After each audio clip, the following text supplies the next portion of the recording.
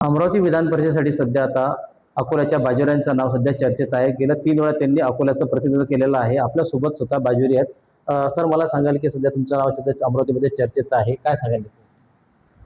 आजच स्थानिक स्वराज्य संस्थेची निवडणुका जाहीर झाल्या आणि पुढच्या आज 18 आणि पुढच्या 18 तारखेला मतदान।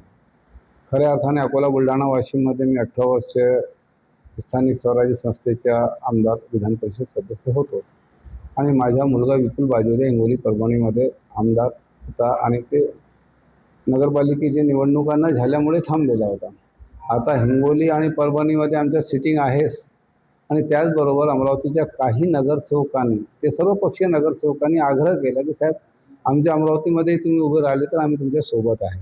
तर अशा परिस्थितीमध्ये मी आदरणीय एकनाथरावजी शिंदे साहेबांकडे परवा जाऊन आलो, आजही जाणार आहे की जर ती जागा आपल्याला सुटत असेल तर निश्चित मी तिथं लढणार आणि हिंगोली, परभणीमध्ये विपुल बाजोरी आहेच।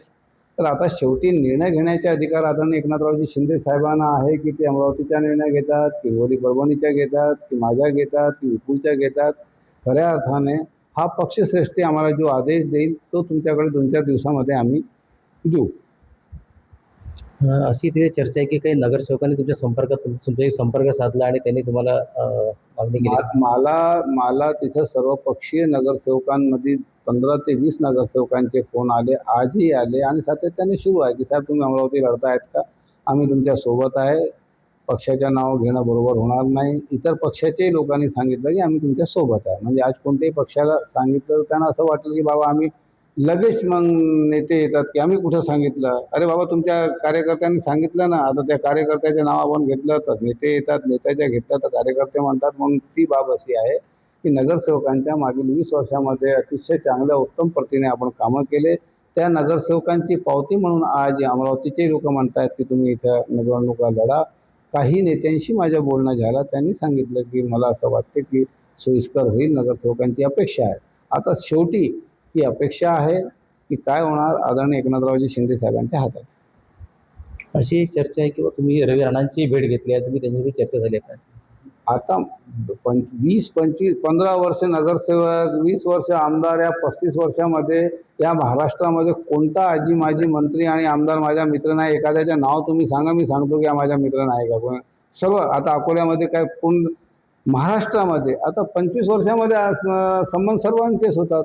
रवी राणाचे संबंध माझे 30 वर्षाचे जुने संबंध आहेत। आता त्यांच्याशी भेटीगाठी झाल्यानंतर कुठे गेले, रस्त्यामध्ये, ट्रेनमध्ये आमदार भेटतात। आता बाकीचे दुसऱ्या पक्षाचे जे आमदार ट्रेनमध्ये भेटले ते सांगू का तुम्हाला? अशी परिस्थिती आहे। भेटीगाठी आता तुमच्याशी भेट झाली आहे। अशी भेटघाट म्हणजे आता 20 वर्ष आमदार आणि 15 वर्ष नगरसेवक असताना हे सर्व धारावाहिक आहे आणि या धारावाहिकमध्ये नक्कीच मला आदरणीय राणाजींशी माझी भेट झाली, काही त्यावर चर्चा झाली आणि ती चर्चा शेवटी त्या चर्चेचा अभिप्राय आदरणीय एकनाथरावजी शिंदे साहेबांकडे आणि फडणवीस साहेबांकडे आहे। हे होते गोपीचंदजी बाजोरी आहे। येणारे आता जे आहेत की निवडणुका जाहीर झालेल्या आहेत, त्यामुळे आता काय संधी मिळते आणि काय पुढचे चित्र राहते हे पाहणं तितकं गरजेचं आहे। गणेश सोनवणे, TN मराठी, अकोला।